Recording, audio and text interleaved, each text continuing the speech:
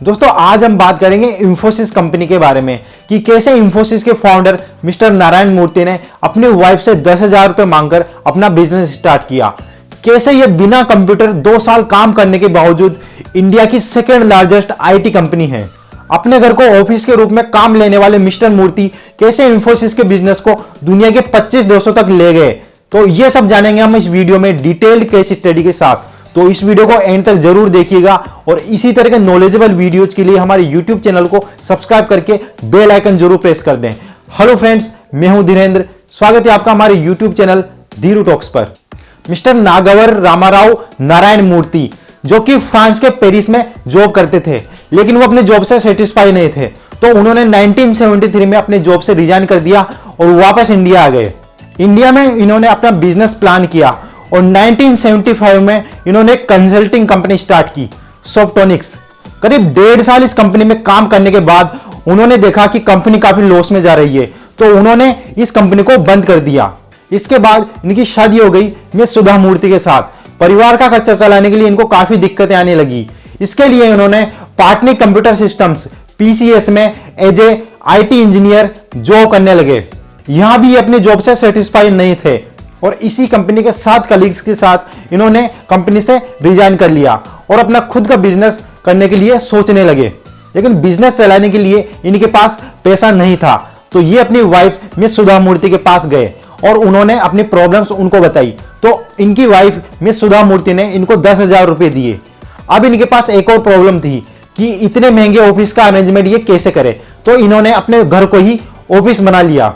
तो फाइनली 2 जुलाई 1981 को मिस्टर नारायण मूर्ति और उनके 6 को founder mister Nandan Nilekani, S Gopalakrishnan, S D Shibulal, K Dinesh, NS Raghavan, Ashok Arora ने मिलकर पुणे में ही अपने घर से इंफोसिस कंसल्टेंट प्राइवेट लिमिटेड की नींव रखी।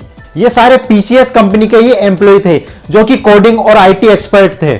भले ही कंपनी की स्टार्टिंग 1981 में हो गई हो, लेकिन उनको अपना फर्स्ट कंप्यूटर मिला 2 साल बाद, यानी कि 1983 में, बिकॉज उस टाइम पूरे कंप्यूटर को एक्सपोर्ट करने में 2 साल लग जाते थे। इसी तरह टेलीफोन एक्सचेंज को अरेंज करने में इनको 1 साल लग गया। कुछ टाइम बाद इन्होंने अपना ऑफिस पुणे से बेंगलुरु शिफ्ट कर दिया। 1989 में इन्होंने एक US company Kurt salmon associates के साथ पार्टनरशिप की, लेकिन यह पार्टनरशिप कुछ ही टाइम तक चली और कुछ ही टाइम बाद यह कोलैप्स हो गई। इस कारण कंपनी को काफी ज्यादा लॉस हुआ और इंफोसिस अपने स्टार्टिंग पोजीशन पर वापस आ गई। इस कारण इनके एक फाउंडर अशोक अरोरा ने कंपनी से रिजाइन कर दिया और कंपनी को बंद करने की नौबत आ गई। लेकिन मिस्टर नारायण मूर्ति ने हार नहीं मानी। उन्होंने अपने मिस्टेक को ढूंढना स्टार्ट किया और जो भी मिस्टेक थी उनको इंप्रूवमेंट किया, अपने स्टाफ को मोटिवेट किया और पूरी जान लगा दी कंपनी को वापस उठाने में। 14 जून 1993 को इंडियन शेयर मार्केट में कंपनी की आईपीओ लिस्ट कराई गई। उस टाइम कंपनी का रेवेन्यू ओनली $5 मिलियन था। इस कारण कोई भी लोग इनका शेयर खरीदने के लिए इंटरेस्टेड नहीं थे।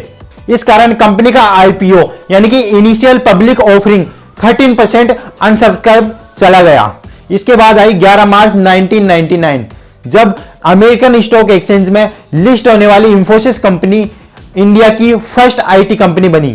जून 1992 को इंफोसिस कंपनी ने अपना नाम चेंज करके इंफोसिस टेक्नोलॉजीज लिमिटेड कर दिया। इसके बाद जून 2011 में वापस इन्होंने अपना नाम चेंज कर इंफोसिस लिमिटेड कर दिया।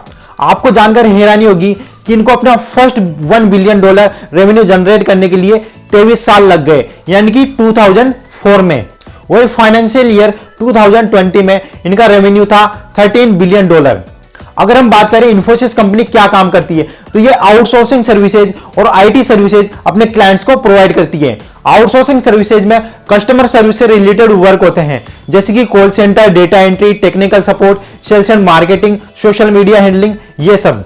आईटी सर्विसेज की बात करें तो इसे हम एक एग्जांपल के थ्रू समझते हैं। मान लीजिए आपका कोई छोटा सा रेस्टोरेंट है, आप उसे काफी इजीली मैनेज कर सकते हैं क्योंकि आपके पास कम स्टाफ और कम कस्टमर होंगे। लेकिन टाइम के साथ आपका बिजनेस ग्रो करता है और अब आपके मान लीजिए 1 से 10, 10 से 50 और 50 से 100 रेस्टोरेंट हो जाते हैं।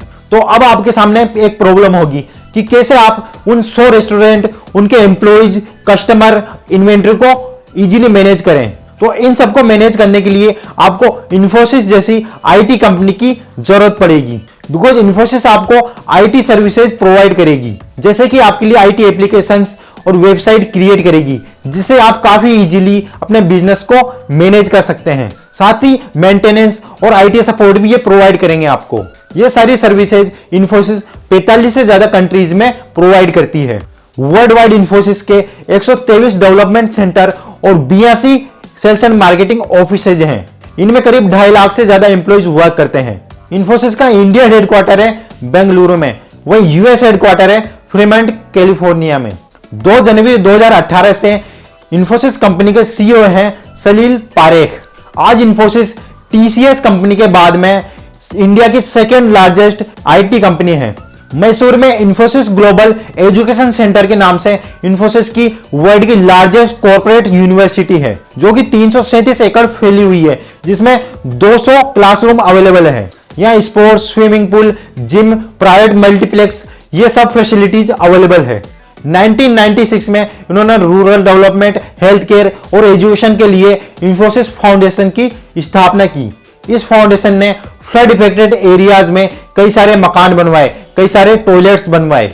इन्होंने कई सारी पब्लिक लाइब्रेरीज और हॉस्पिटल बनवाकर हेल्थ केयर और एजुकेशन सिस्टम को मजबूत बनाने के लिए अपना योगदान दिया। इस फाउंडेशन ने छोटे बच्चों के लिए मिड डे मील के लिए काफी हेल्प की।